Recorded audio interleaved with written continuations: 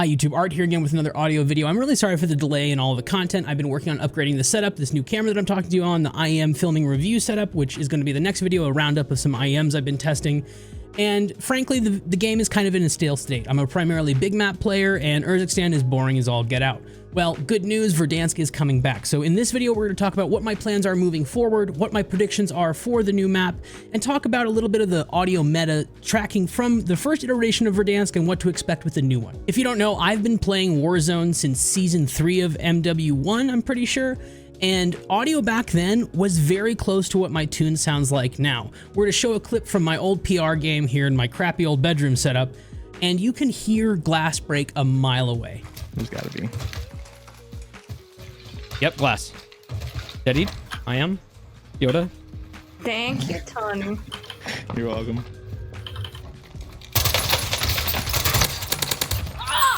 As you can see from that clip, Verdansk had really good, really clear audio. You could clearly hear that glass break meters away. As I approached the building, you can kind of hear where in the building that person was, and you could play off those audio cues great.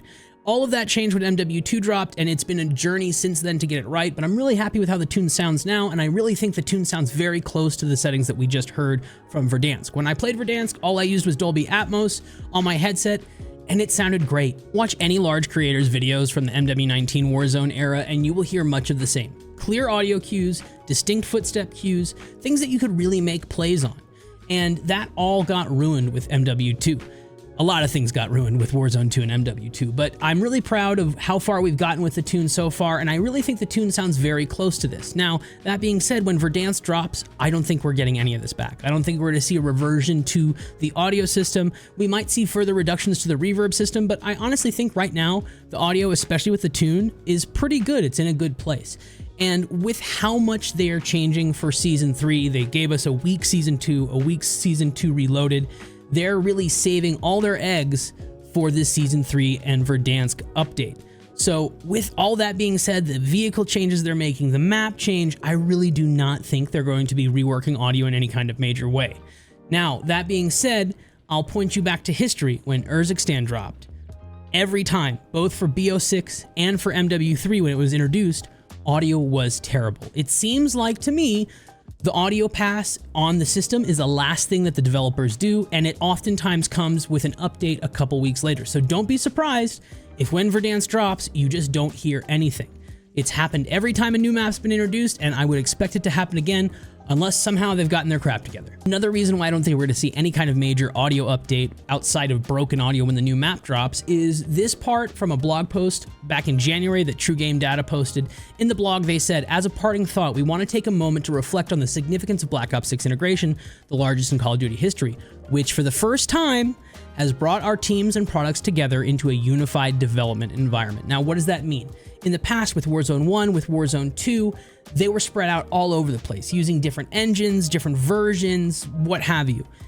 With Black Ops 6, the reason why the integration was so bad, and the reason why we've been kind of seeing a lack of content, why we got an old version of Urzikstan, they, from Season 2 it seems, which is the version of the map that we're currently playing, reworked the whole Call of Duty engine for multiplayer, for Warzone, so that moving forward, they're in the same development environment. Hopefully that means less painful integrations in the future, and I think that means we're kind of at a stasis place with audio. I don't foresee it changing too much, maybe some changes in the reverb, but the days of lowering our gunshots super low like MW3 are over. They definitely noticed that, took some notes, and changed things. Now, my prophecy for the Verdansk integration with audio is that it's probably going to suck off the rip, kind of like I mentioned before. When Urzikstan was introduced with MW3, when it was integrated with Black Ops 6, those new maps had terrible audio. It seems like audio is the last thing that they get to in the development cycle, and it usually comes, like I said, with a patch later on. So don't be surprised when the Verdansk drops, we may have pretty rough audio. Now, if there's something I can do about it, I will definitely make a video about it, but I think it might be something that we'll just have to wait on the devs to fix, if it's even an issue. Just because the Verdansk audio might suck when it drops doesn't mean I don't have plans for the future. In the future, in the next coming weeks, once Verdansk drops, I do have a plan to introduce a new base VST piece profile that you'll use for the tune, as well as working on a new target for Warzone 2025. What we're currently using through the squig link in the guide is the Black Ops 6 target that Gadgetry Tech Joe made. He even has an old target for Warzone 2. So I'm going to make one that you'll be able to upload and combine with your headphone EQ through SquigLink that will be more tailored to the audio that we have now versus the audio we had at integration. So look forward to that. There will be, of course, as always, a guide on that uploaded here on the channel. So make sure you subscribe with notifications on so you know when I upload that video. I will be live bright and early on April 3rd over on twitch.tv/art_is_war in 4K because I am a part of the OBS beta testing for enhanced broadcasting over on Twitch. So come watch me in 4K over there. I'll probably be one of the only 4K Twitch streams.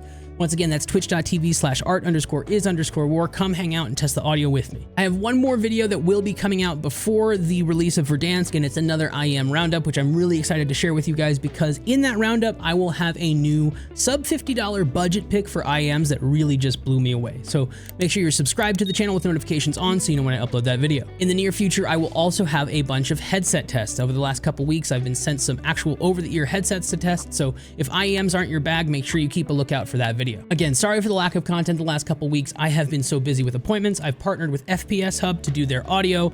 I have been revamping the setup, like I mentioned before, revamping the product filming area that I have in my office.